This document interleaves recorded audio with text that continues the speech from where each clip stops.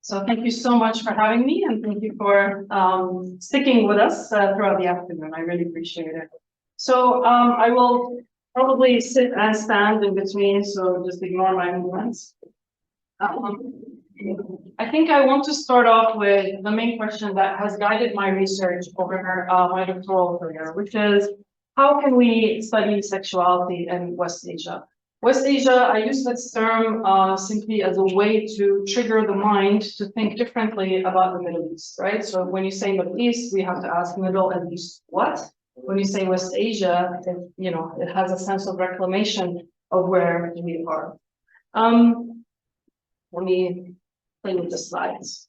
So if we're looking at sexuality studies within Middle East studies, right? So I still use Middle East studies because that's the term. We see that it faces an irreconcilable tension today.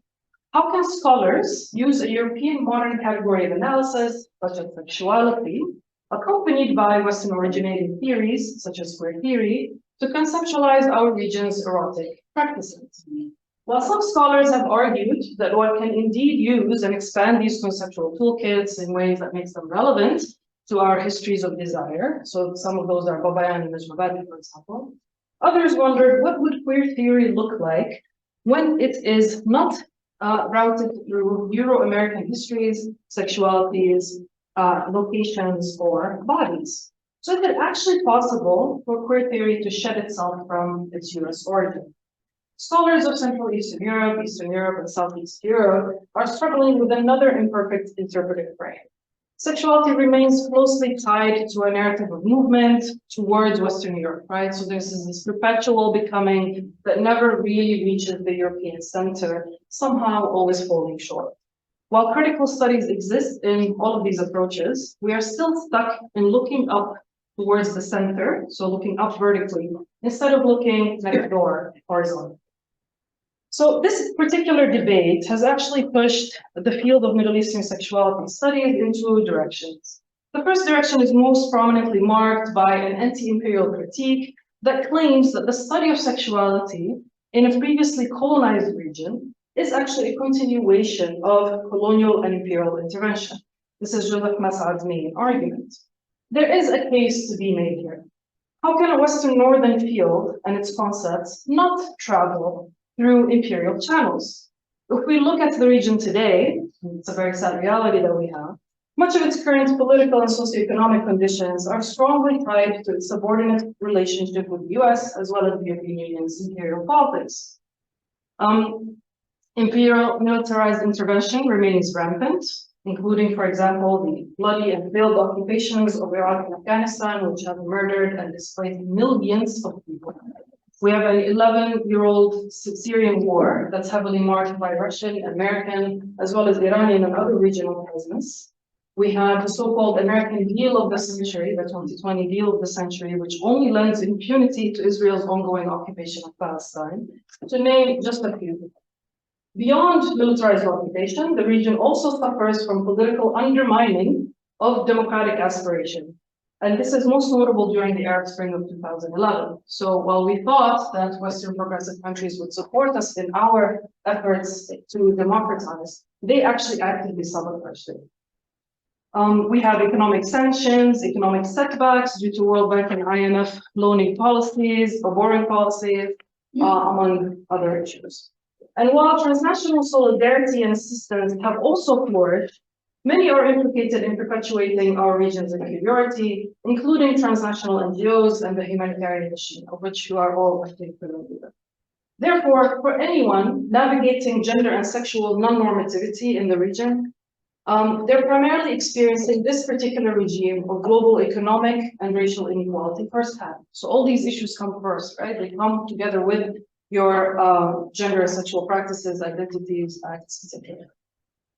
So it's actually not a surprise that several scholars see a field like sexuality studies or something like queer theory or something even like gay and lesbian studies as yet another Western Northern intervention into our Southern Eastern lives, or that they see it as a continuation of drawing Orientalist depictions of the other using gender, sexuality, and erotic more broadly, as Saeed has reminded us.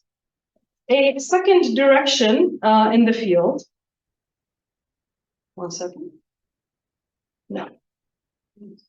Okay, so a second direction in this field agrees with an expansion in excavating and rewriting the history of sexuality. But it rejects the depiction of sexuality's unidirectional travel from west to east. So it sees queer theory actually to be useful. There's a set of scholars that say, okay, even if we have a Western produced queer theory, let's still work with it. Let's see what it does for us. It sees it not only as useful, but actually necessary for informing the conceptualizing of contemporary non-normative desires and even past ones. This debate, I think, continues to pose a very difficult task for scholars of contemporary sexualities as well as activists. As a feminist scholar from the region, I cannot ignore the relevance of queer theory and sexuality studies for analyzing my region's contemporary politics and lived realities. And indeed, this is something that I wrote about in my dissertation. After all, as Anna Tsing reminds us, in a world where the local and the global continuously interact in friction, unequal contamination of ideas, bodies, and environments is inevitable. At the same time, the nascent field of queer sexuality studies within Middle East studies must not ignore its deep attachments to West European and American theoretical frameworks, which frequently force each conversation back to the Northern Western Center, as Masad has warned us. So how then can we conceptualize sexuality without reaffirming imperialism, without denying the place of gender and sexual non-normativity in our lives? This conundrum is not exactly new. So similar kinds of debates about the globality of feminism, which we've debated, or the place of a universal understanding of human rights, have been fleshed out between Western scholars, between post-colonial scholars, post-socialist scholars for decades. While feminist movements that claim to be global often hold white and Western privilege at their center, the transnational movement of feminist ideas and people has also enabled precious alliances that could exert pressure both locally and globally. So it's not, a black and white story. But as ideas travel transnationally, this is my point, there remains far too little interest in writing the sexual or the erotic outside of the frame of this west-north to east-south route. In fact, such a suggestion is often treated as unimaginable. Let me give you an example from my fieldwork about kinship politics among what I call gender and sexually non-normative practices among Syrian refugees in Lebanon. So this is where I did my fieldwork in Beirut. Among many of my male interlocutors, I noticed the practice of referring to one as a mother or as a daughter. The mother is often a cisgendered man who introduces other men to the queer scene and to the community. A mother can also be a ladyboy, this is the term that they use for themselves, or a trans woman. Brothers and sisters belong to the same mother and thus have been brought into the circle by the same person. Furthermore, a mother sometimes dictates to her sons who they can sleep with or is actually consulted about sexual relations. In this sense, a mother is responsible for familiarizing her sons with the community, with the codes and sets of behavior, and the passing of queer knowledge, much in the same way that a biological or social mother is held responsible for passing family and community values to her daughters and sons in a traditional upbringing. Here's a quote from a conversation I had with one of my interlocutors. I asked Nasser, how does one get an alternative mother? How do you get into the system? So he says, this depends on experience and knowledge. The mother always has to be the one who's an expert, who is qadira, who knows how to handle things and how to operate relations in her community. Her strength comes from placing herself within this form. She draws power from this figure. And then when the mother sees a gay guy that still has no power over these conditions, then she takes him in as a daughter. In other narratives and in other parts of our conversations, Nasser clearly linked the effects of war in Syria and his state of displacement with the building and strengthening of queer kinship ties, or what he called during our conversation an alternative path. He made a direct connection between the loss of biological kin due to war and the creation of alternative families in displacement, even though war has destroyed so much of both of those biological and queer family ties. So even though that happened, these ties were still being rebuilt in displacement in Beirut. Here's another quote from him. He says, they're all my siblings. This is when we were sitting together in an NGO where they were all present. They're all my siblings. You should have been there yesterday. We were all dancing and drinking. He was there too, pointing to another man in the room. You know, at one point, he grabbed me by my legs. We were drunk, and he started yelling, "You're my mother, you're my mother." We all broke down crying. I was crying, everyone is crying. You know, it's because we've all lost a family member. In another account, Nasser adds the heteronormative order as a key factor in shaping the building of alternative families. He says this small family, or this alternative family, as I call it, comes from the fact that we are rejected in our own biological family. It's also a bit fun. It's meant to be fun. So we have a lot of fun with the feminized terms for each other. I always say it's an imitation of the big family. Once you lose something, you find an alternative. So this is our alternative family. In the numerous times that I have presented this study on alternative motherhood practices, I was always met with the same question, and perhaps this is familiar to some of you. How is this practice of motherhood, or these people's practices of motherhood, related to Black, queer, house, ballroom, kinship cultures in New York, or to Paris Sister? Has anyone here seen the film Paris Sister? Of course. Okay. The short answer is, it isn't. The long answer forces me to refer back to the US as a center of knowledge production, acknowledge the queer house ballroom cultures in New York, even though they're peripheral within the US context, they're still treated as universalizable somehow, and emphasize that my study is grounded in local and regional Arab kinship structures. So from the point of view of a feminist regional lens, which is what I'm trying to get at, the main question here should be, why should we assume that a Syrian refugee in Lebanon has more in common with Black and Latino house ballroom cultural practices of queer kinship in the Bronx than with concepts of kinship and practices of motherhood in Homs, in Aleppo, in Damascus, or in Beirut? What is behind this assumption? Like, why should I assume that, right? The naturalization of this assumption not only reflects the dominance, again, of this Western Northern travel route to the Southeast, but also demonstrates that even creating new concepts or attempting new routes is unthinkable within the academy, within a reference back to the center that would ultimately enrich knowledge about the center itself and not the periphery.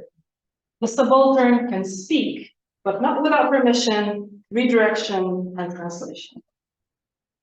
Given that there is a minimal theorization in this direction, then how can a regional lens rectify this absence and multiply the routes of knowledge travel? So this is where we get to regional. I propose regionalism as a useful feminist analytical perspective that promises a richer understanding of gender, sexuality, and the erotic more broadly as concepts shaped by inter and intra-regional relations. Regionalism can remain feminist when we continuously acknowledge power inequality, when we break limited conceptual binaries, and importantly, when we prioritize voices from the region itself and do not reroute them through the center's channels. Regionalism, however, has a broader problem. Scholars of sexuality and regionalism have attempted to answer this critique by relying on queering for border disruption. So, for example, Chiang and Wong argue, and this is the quote you see, that the critical promise of queer regionalism lies precisely in its refusal to frame scalar units in a predefined way. Indeed, the elasticity in both the regional and the queer defies unifying and coherent scalar units. If regionalism is imagined as a halfway between the local and the global, which is actually sometimes what Central Eastern Europe and Southeast Europe are also imagined as, then it does little to dismantle the operating scalar units. So I'm not talking about halfway, right? I'm not talking about like into global, regional, and local. I think this only maintains the same scale, right? Additionally, relying on queering as the sole strategy to challenge borders not only traps queer to mean disruptive, which is a reductionist function of queer theory, but also it still forces us into the same problematic of using Western Northern tools uncritically. We must be more imaginative.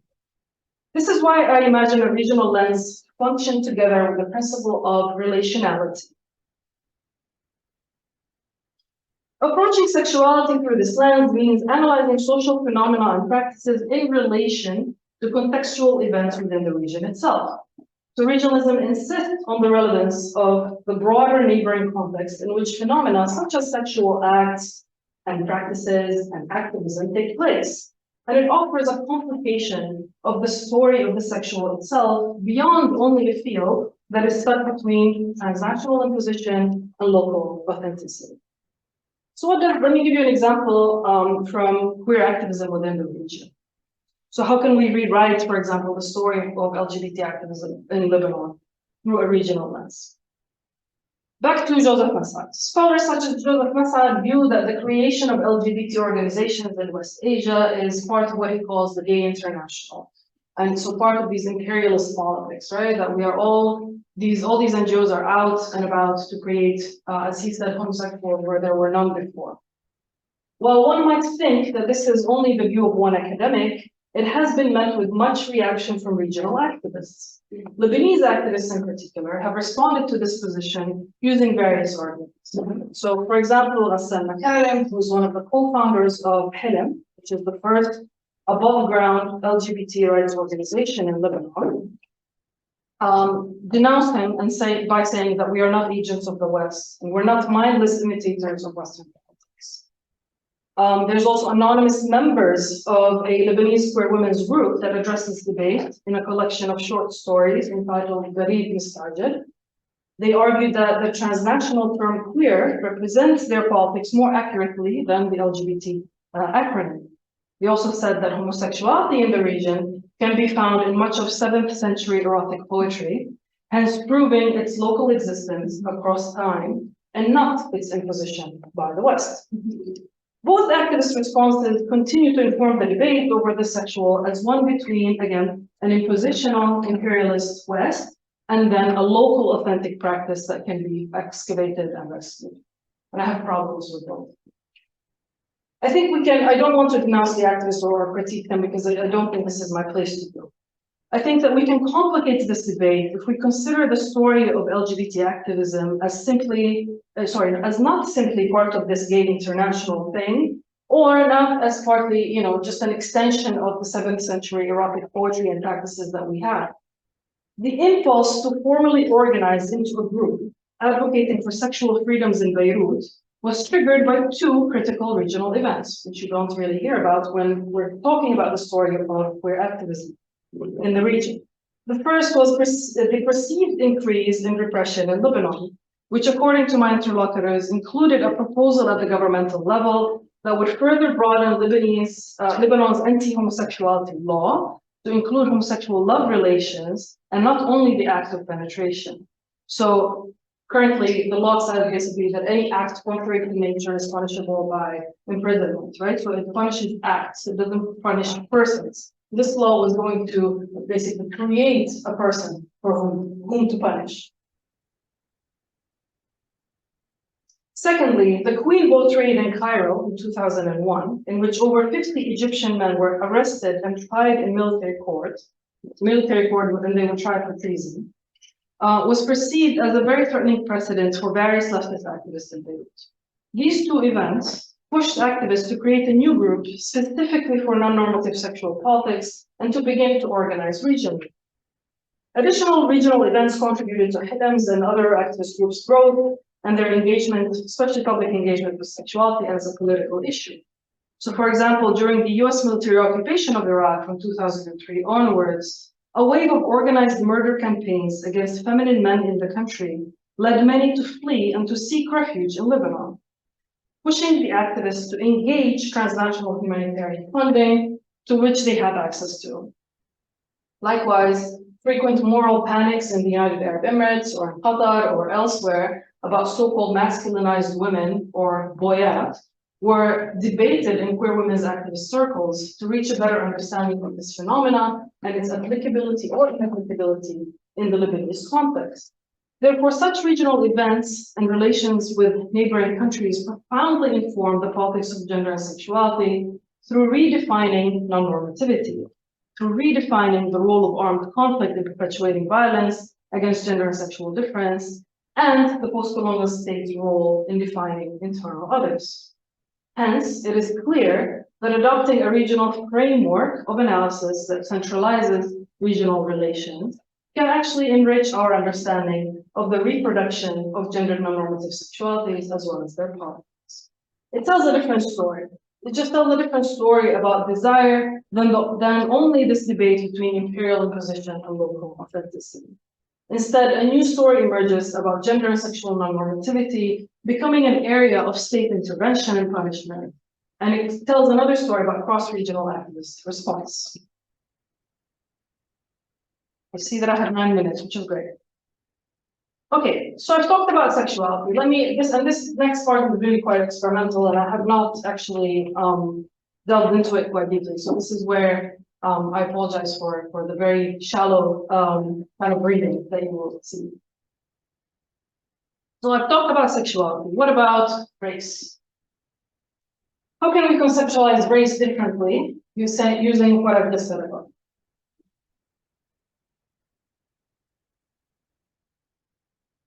Arundekar and Patel ask, what would the concept of race look like if it was not viewed solely through what they call structures of representation that foreground the Atlantic model in the history of transatlantic slavery trade? The West Asia today is heavily reliant on East Asian migrant labor, which is premised on, of course, on gendered regimes of colorism and racial differentiation. While few academics, and I'm talking again about Middle East studies, few academics remain committed to exploring this structure, a critical and theoretical account of racialization between these regions, so between West Asia and East Asia, is actually very limited. It's very sparse.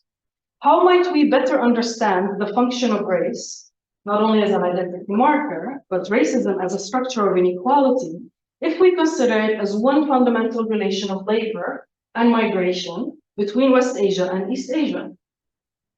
This does not mean, of course, throwing out the functioning definitions of race that are based on the transatlantic model. Rather, it means focusing our analytical lens elsewhere, literally into our homes, where these East Asian workers operate, right? A lot of them are domestic workers in the Middle East or in West Asia. It forces us to look at our neighboring context. For Southeast Europe, the 2015 Syrian refugee crisis marked an important moment of reconnection between West Asia and Southeast Europe. The Balkan migration route revealed the persistent relevance of a shared Ottoman past, a shared socialist experience, a shared legacy of non-alignment during the Cold War. These shared experiences between the two regions are instrumental in maintaining channels of communication and travel, as the Balkan route itself suggests. In other words, the Balkan route is one manifestation of persistent yet under-theorized, at least from our part, because I know there's quite a bit of work done within Southeast European studies, of under-theorized relationality between our two regions. Looking relationally and intra-regionally then, we can ask, how does the experience of migration crisis change our understanding of race and racialization? What happens when we shift our gaze slightly to other surrounding systems of differentiation, such as Islamophobia, anti-Muslim racism, sectarianism, and anti-Roma racism? What happens to the concept and system of race as a power relation when we look horizontally, even if unequally, right, but horizontally between our regions? To be clear, I do not argue for casting colonial history aside, nor for its irrelevance. Rather, I argue that we need to create more conceptual room for theorizing different regimes of Islamophobia, colorism, ethnic differentiation, and sectarianism that are seldom acknowledged as dominant frames of politics making for those of us living in West Asia and other regions. Instead, these systems of differentiation are frequently seen as localized secondary phenomena. The current model of race is not enough to explain neither the cross-racial solidarity or the racialized violence that has been practiced alongside the Balkan route throughout the migration crisis and beyond. So in sum, foregrounding a regional outlook that takes relations between the two regions as a starting point of theorizing and sidelines a hierarchical reference to the center has the effect of breaking conceptual boundaries between the two regions and revealing moments of shared relations. To conclude, okay.